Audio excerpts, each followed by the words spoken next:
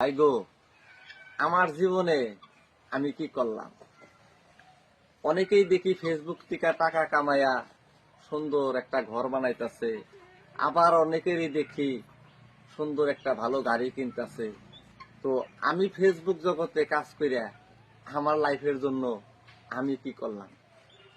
আমার কাছে কি আতার এই পাও দুটাই? আসলেতে তা না ভাই। আমারও কিন্তু একটা স্বপ্ন আছিল যে আমি সুন্দর একটা ঘর বানাবো, সুন্দর একটা গাড়ি কিনুম, আমার নিজের পরিয়ালকে নিয়ে আমি শান্তিতে সুখে থাকবো। আমারও কিন্তু এরকম স্বপ্ন এবং আমারও কিন্তু মনে চায়। হ্যাঁ, কিন্তু আমিও একটা ঘর বানাইছি, আমিও একটা সুন্দর গাড়ি কিনছি। সেই গাড়িটা হয়তো আপনারা সব সময় আমার পাশেই দেখেন, এবং আমার ঘরটা হয়তো আপনারা দেখেন না।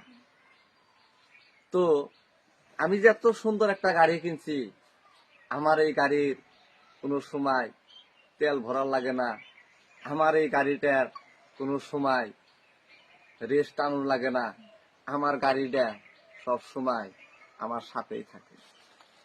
এটাই ছিল আমার জীবনের একটা স্বপ্ন। সেই স্বপ্ন আমার কিন্তু পূরণ হয়েছে।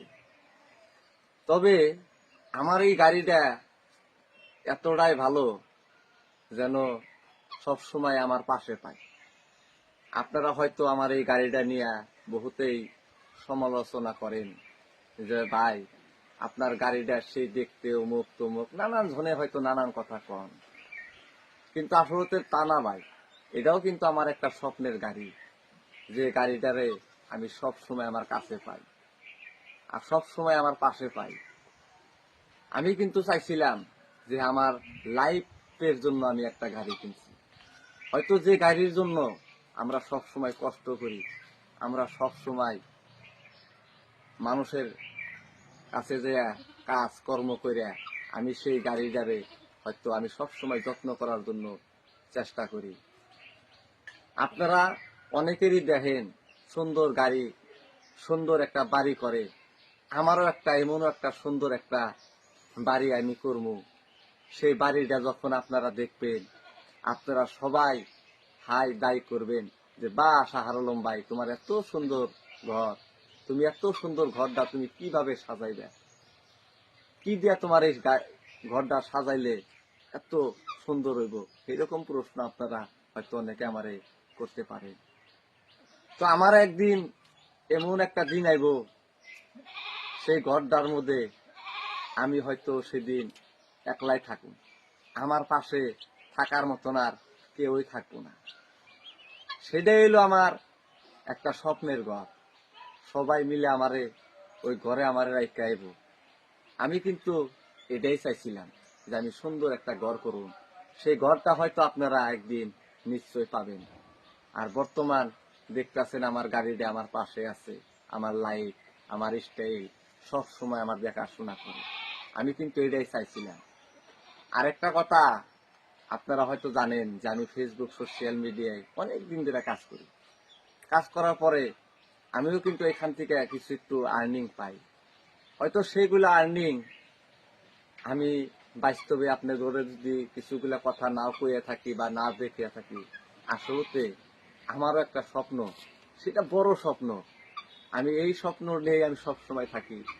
যেরকম সব সময় আমি গরিব মানুষকে ভালোবাসি এবং গরিবের পাশে থাকি, আমি সব সময় গরিবের বন্ধু হয়ে থাকতে চাই। আমি সেই শাহর আলম, ফুটপাতের শাহর আলম। আমিও একটা সময় ফুটপাতে থাকছি। ফুটপাতের মানুষগুলা কতটা কষ্টে থাকে, কতটা হয়ে থাকে, এটা কিন্তু আমি ফুল জানি। তাইতে আমি কোনো সময় আমার মতো আপনারা ভিডিওতে দেখেন না যে আমি স্টাইল কইরা বা কোনো ধরনের লেবেল দিয়া চুলের মুলের এরকম এরকম করে কাটিং কইরা আমি কিন্তু ভাই ভিডিও বানাই না।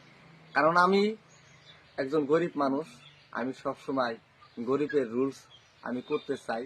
তার পরবর্তীতে কিছুগুলা ভিডিও করি, সেইগুলা ভিডিও হয়তো আপনারা যারা বুঝেন, আপনারা কিন্তু জানেন যে আমি এইসব ভিডিও কিসের লেগে করি।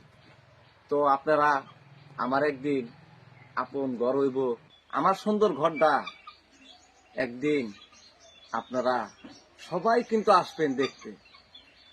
হয়তো সেদিন আমি আর আপনি করে বসতে দিতে পারবো না, সেই ঘরটা হয়তো সেদিন আমি একলাই থাকবো, আমার পাশে হয়তো সেদিন থেকে আর কেউই থাকবো না। সেটাই হবে আমার স্বপ্নের ঘর।